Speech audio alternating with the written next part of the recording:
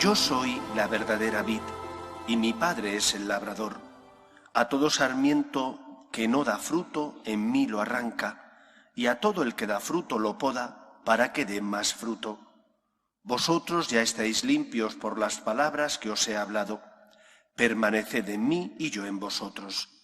Como el sarmiento no puede dar fruto por sí si no permanece en la vid, así tampoco vosotros si no permanecéis en mí. Yo soy la vid, vosotros los sarmientos. El que permanece en mí y yo en él, ese da fruto abundante, porque sin mí no podéis hacer nada. Al que no permanece en mí lo tiran fuera como el sarmiento y se seca. Luego los recogen y los echan al fuego y arden. Si permanecéis en mí y mis palabras permanecen en vosotros, pedid lo que deseáis y se realizará. Con esto recibe gloria mi Padre, con que deis fruto abundante. Así seréis discípulos míos. Palabra del Señor.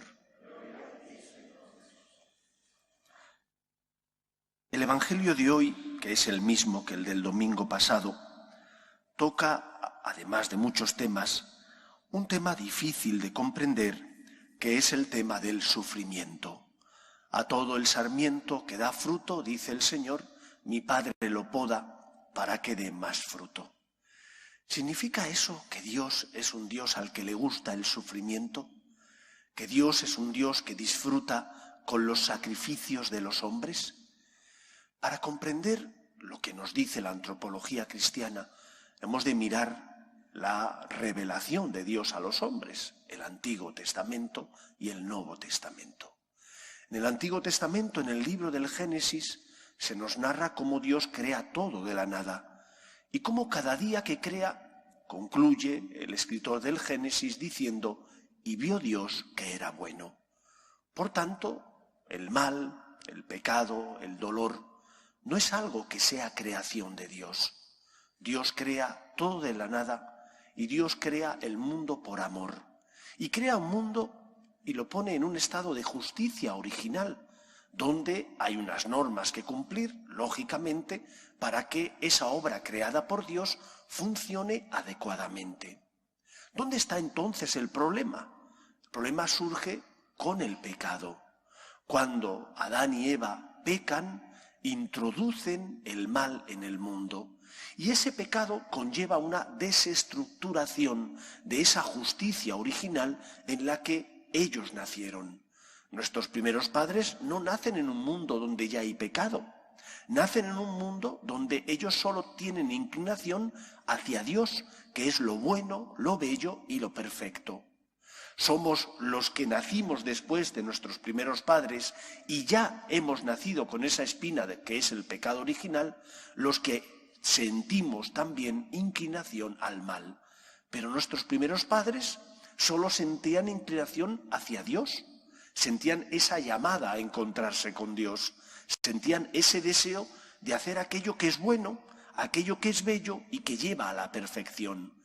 Es el pecado original introducido en el mundo el que crea en el corazón del hombre esa desestructuración que le hace hacer el mal. Y debido a ese primer pecado de nuestros primeros padres, según dice el Génesis, el hombre tiene que ganar el pan con el sudor de su frente. La mujer tiene que dar a luz con dolor.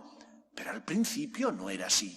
No existía mal en el mundo, dolor en el mundo, sino que Dios crea todo bueno y por lo tanto crea todo de forma perfecta. Es el hombre el que, haciendo un mal uso de su libertad, introduce el pecado en el mundo y las consecuencias que conlleva el mismo pecado. En segundo lugar, lo que nos enseña el Evangelio de hoy es que Dios no quiere el mal, pero se puede servir del dolor para purificarnos. Todos nosotros tenemos que superarnos en la vida. Y te superas a base de caídas. El niño que tiene que empezar a caminar, al principio no domina esa capacidad, pero tiene que intentarlo. Y si no tropieza y cae, no aprenderá. Y cuando cae y se levanta, entonces aprende. Supera sus límites, ayudado por sus padres.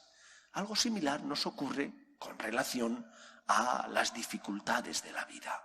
El Señor no quiere el mal, pero se sirve de las dificultades para podarnos, para perfeccionar nuestra naturaleza, para ayudarnos a crecer tanto humana como espiritualmente.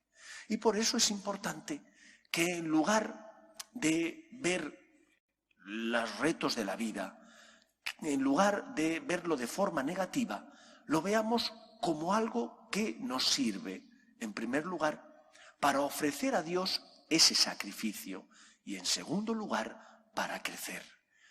Dios ha creado el mundo y ha puesto al hombre para que domine el mundo y se sirva de los bienes de este mundo. Pero cuando en lugar de hacer un buen uso de los mismos, al final nos arrodillamos ante ellos como si fueran dioses, creamos ídolos, el hombre pervierte la vocación para la que fue creado, que es para ser libre y por lo tanto para amar a Dios. Cuando tú luchas, aunque te cueste, por vivir de forma desprendida, estás siendo más libre, que te cuesta debido al pecado original, pero estás siendo más libre. Por eso, cuando tengamos que afrontar dificultades, veámoslas como una forma de crecer espiritualmente y de ofrecerlas al Señor. Esto también le ocurrió a Cristo. San Pablo cuenta que dice que Cristo aprendió sufriendo a obedecer, porque como verdadero hombre le costó obedecer. Como verdadero hombre, aunque no había sentido la mordedura del pecado, él no sufrió el pecado original, sí que como hombre tuvo que crecer.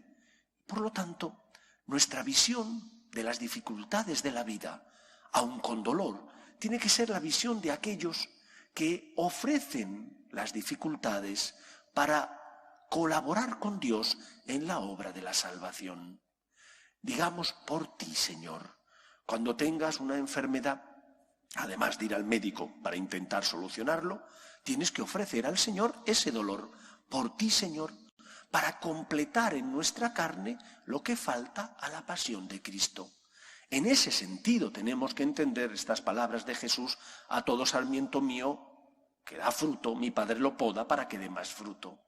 Cuando tú ofreces para colaborar con Cristo tus problemas, cuando tú te inmolas para no arrodillarte ante las cosas materiales, sino para vivir como una persona libre, estás colaborando con Cristo en la obra de la salvación. El dolor es un misterio, pero es un misterio que tenemos que entenderlo a la luz de la cruz de Cristo.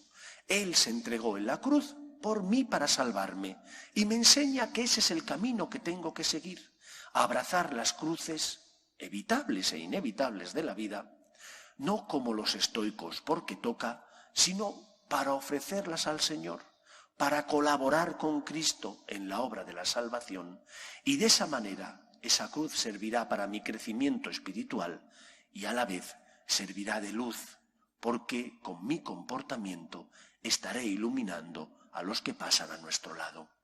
Cuando una persona perdona, cuando una persona es generosa y comparte, cuando una persona es humilde y pide perdón, su comportamiento, aunque a ella le duela, ilumina a los demás. Este es el sentido de que a todo sarmiento mío que da fruto mi Padre lo poda para que dé más fruto. Cuando tú abrazas por amor a Dios la cruz, estás dando más fruto, estás siendo luz en medio del mundo, colaborando con Cristo en la obra de la salvación. La palabra clave es por ti, Señor. No hacemos las cosas por nosotros, ni tampoco porque amemos el dolor. Abrazamos la cruz para colaborar con Cristo en la obra de la salvación, como miembros que somos del cuerpo místico de Cristo. Que el Señor pueda contar